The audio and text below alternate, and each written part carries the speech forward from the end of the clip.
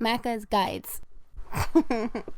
Hey guys, Macca here. Welcome to the continuation of my Quantum Break collectibles guide. Now, it's important to note that at the end of Act 1 at the junction, I chose the PR option. Now, there will be very small, slight differences in my video if you chose a different option. However, I will point those out and tell you exactly how the game differs based on whatever option you picked, and you should be able to follow this guide without any trouble at all. So, during Act 2, Part 1, we're introduced to a new type of collectible called Chronon Source. These are little sources of light that you have to interact with, and then you can spend those points on upgrades in the upgrade menu. To find a Chronon Source, you need to use Time Vision and then look at it directly. Once you come out of Time Vision, you can hold Y and then take the Chronon Source. So after dropping down into this hole, there will be a cutscene. Now, there is a small difference already in whether or not you chose PR or Hardline. With the PR option, there will be 9 collectibles. With the Hardline option, there will be 8 collectibles.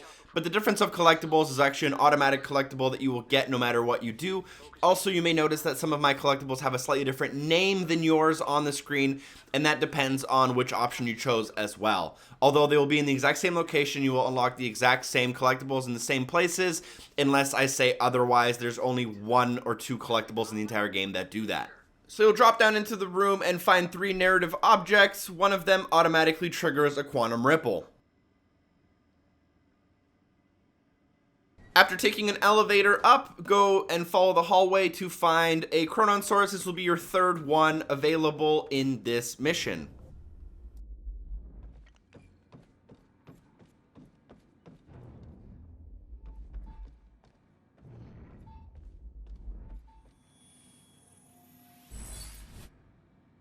Hey.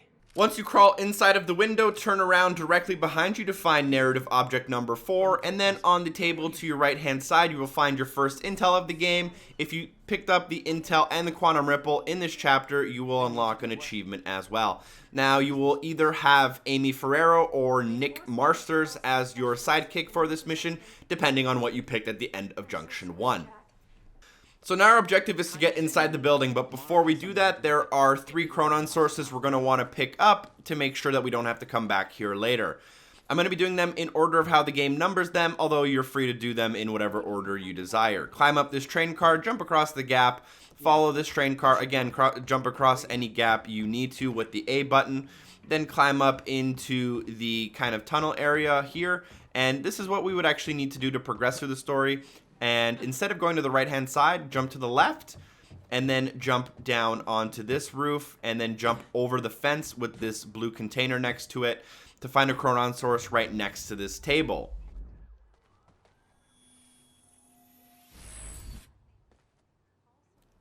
After picking up this Chronon Source, head back exactly to where we started this chain to that first train car that we can get on top of, and there are 2 more Chronon Sources available from there.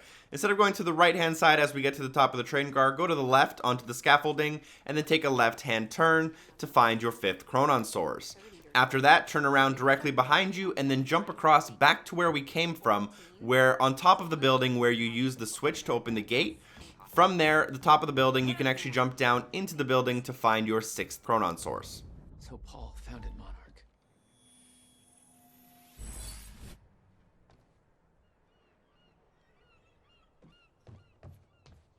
Need to get up to that open window.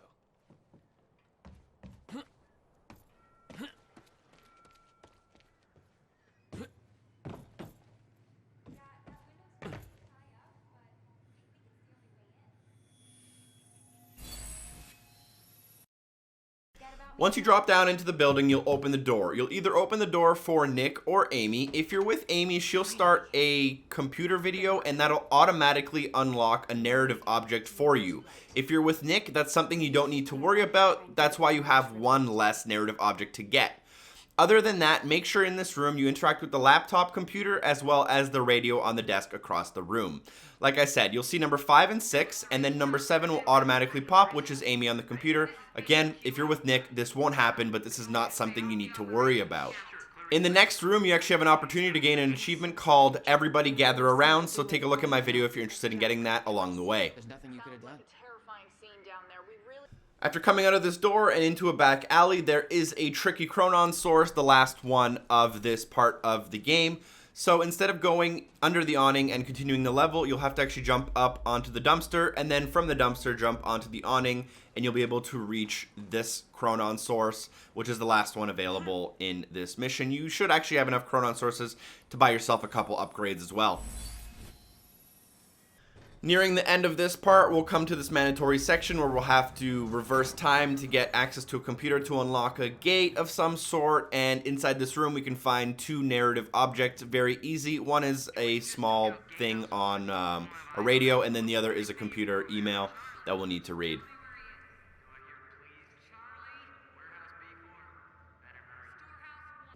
Near the beginning of Act 2, Part 2, we'll come into the first section with enemies. Just as we enter to our left-hand side, we'll see a large computer screen or a television screen with some information on it. Please interact with it in order to unlock your narrative object. From there, I've went ahead and cleared all the enemies for you, and inside of this room, we can find a laptop near the back in the middle. Make sure you interact with that in order to get that to unlock, obviously.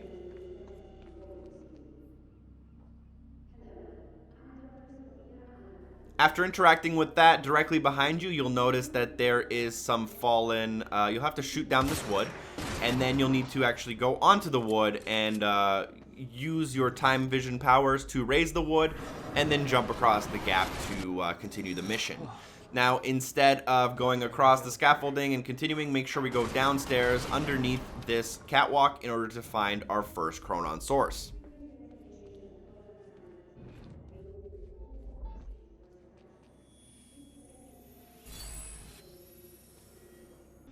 From that location, continue on through the level as you normally would. About halfway through the U-turn, you'll notice that there is a small way to get down under yourself, and you'll want to go in there to find another Chronon source. Tonight. After everything that's happened? It has something to do with their future plans. Serene's delivering a speech, and the guest list has everybody from Monarch higher-ups to big-shot scientists to the mayor of Riverport. After making your way outside, you'll notice that there are a few things to interact with. You can talk to these soldiers in order to get some backstory, but you'll want to interact at the front of the car in order to get narrative object number 3, and then go into the car to start the car to open the door and get narrative object number 4. After gaining that, you'll actually want to make sure you pick up the Chronon source in the very middle of this section before entering into the trailer. Looks like the trailer has power now. Taking a little break for health reasons. I'm sure you'll all join me in wishing him a speedy recovery. Gotcha. After that Chronon source, you can make your way into the trailer. It will start a cutscene, and it'll actually change your location inside the trailer at the end of the cutscene. But once the cutscene ends, directly behind you, you can find narrative object number 5 of 13 in this part of the game. And then just down the trailer, you can find narrative object number 6. Your lady friend sniffing around some confidential Monarch files. Kind of a big no-no around here. Amy, I gotta go back for her. Don't. I'll pick her up. Where are you? I'm on my way to Paul at the dry docks. From this collectible, we can continue on through the level into this gas station kind of garage area, and behind the left-hand side as you enter, there's a large kind of tank of water. Behind that, we can find a Chronon source. Vote of confidence. Once we enter a building with a ground 0 sign on it, go inside, and before going through this kind of tighter section, make sure you interact with the sign on the right-hand side. No entry. I'm pretty sure that's more of a guideline. Now I'm going to try to keep this video completely spoiler free, but once you see something on screen that looks similar to what I have, you'll walk through a door, and then you'll see that there is a staircase leading up to your objective. Before you do that, make sure next to the staircase you interact with this T-Rex's, Riverport Rex's sign, and that's going to be a Quantum Ripple available for you. Once at the top of the stairs that I was just referencing, go inside of this small room, and instead of going on the left-hand side of this gate, go into the small room to find a narrative object, which is a laptop. From this laptop, continue on to where the game tells you to go. You're going to go into a small bunker with 2 enemies. I'm just going to use a quick time blast to take care of both of them. Inside of the room they're in, you'll find 2 narrative objects as well as an intel item, which is a direct reference to Alan Wake for those who are interested. There was something wrong with Paul. Chronon syndrome. He'd had his powers much longer than me. What was the cause? Was I sick as well, or was it his time travel? I didn't know. It didn't make anything he'd done any less hateful.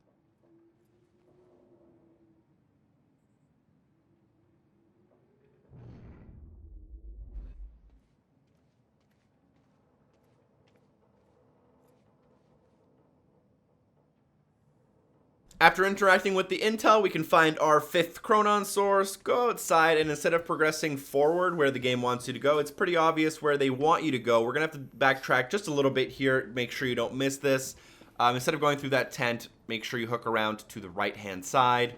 Go to the back of this large area. There's a wall with some graffiti on it, and you'll use your time vision to inspect, and you will find a Chronon source.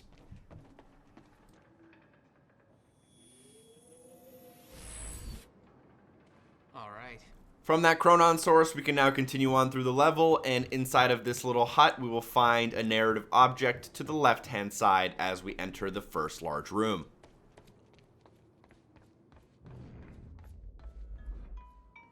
Yeah. Jack, you have to understand that Will forced my hand. What the hell happened to you? There's no use fighting. After that, progress through the story where you'll talk to Paul a little bit, and then you'll finally make your way outside. Now, outside there's 2 collectibles. I'll do them in what some people will say out of order, but they're the way that made sense to me. As you made your way out, there is a Chronon source and a narrative object. In the back of the van on the right-hand side, you will find a small piece of paper where you'll be able to inspect it and get a narrative object. Directly behind you, as you're looking at this, you can find your Chronon source, which is available next to some of these. I don't even know what they are. Maybe an outpost or some barrels of some sort as well. So make sure you pick up that Chronon source, and then continue on in the direction back of where that van was into the tent. And in the tent, on the left-hand side on a bench, you can find your last narrative object. And then from there, directly behind the lockers that are next to this narrative object, you can find your last Chronon source. Now make sure you're spending your Chronon source points on upgrades. It's going to be really helpful for you if you're looking to progress through the game as quickly as possible.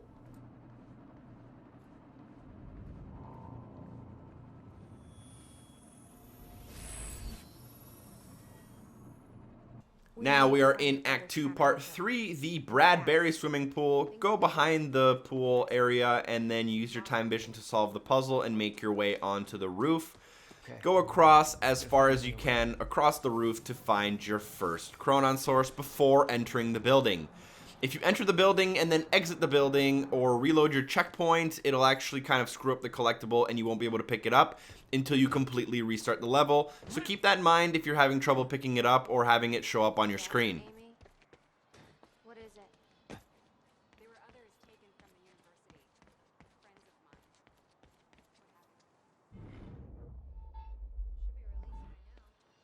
What happened? From this location, we're going to double back and go across the scaffolding that we used at the beginning. Remember that when you use a time vision kind of ability to do some of the platforming, after a couple of minutes or seconds, it'll actually go back to its original shape. So you'll need all this scaffolding to return back to what it was before you interacted with that dumpster when you made your way onto the roof. Once you go across, you'll get up into this attic and you can get your second Chronon source. Make sure you pick up both of these Chronon sources before climbing in the window. There we go. Once you jump down a hole, you'll make your way onto the ground floor of the building where you'll be able to find 4 narrative objects in a room together. Now, there are also some objects that have a small magnifying glass, like this kind of bin of I don't know what. Those don't count as collectibles, but sometimes I'll look at them anyways in the video just to make sure they don't trigger something else in the game. You must have hauled a lot more to this place than just some old boxes. You owned this place since 1999? Why didn't you tell me? Come on, you're okay. You're alright. No wonder you were always coming up with crazy shit. Okay, finally, we're sending Schrodinger into the machine clockwise. Hello, Riverport. After interacting with the radio, make sure you go through this door and you'll find a Chronon source near the air vent at the top behind, at the back of the room.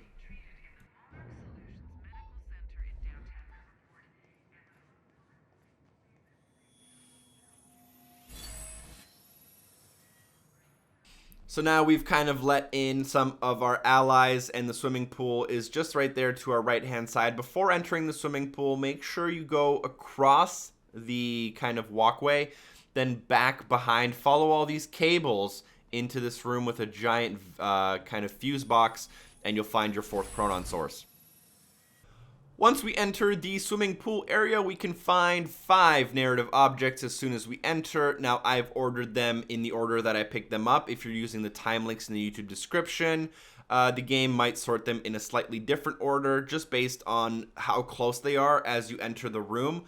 Although the order the game lists them in isn't necessarily the fastest, or doesn't always make the most sense in how you actually want to pick them up. So keep in mind that if you're following the order of the video, you will get all of them, but they might be slightly out of order if you're comparing to the timeline in the pause menu. 1999. They believe it was destroyed shortly after. 1999. After picking up the 5 objects closest to the door, we can now make our way to the back of the room. In the back left corner, as you enter, you can find your narrative object number 10.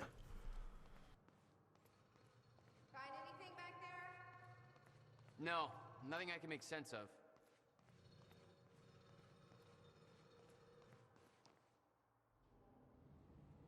From this part, we're going to double back to the kind of beginning area of the room. All the way to the right-hand side as you enter, there is a small kind of room that's separated by a lot of junk. In that room, you can find a Chronon source as well as a narrative object.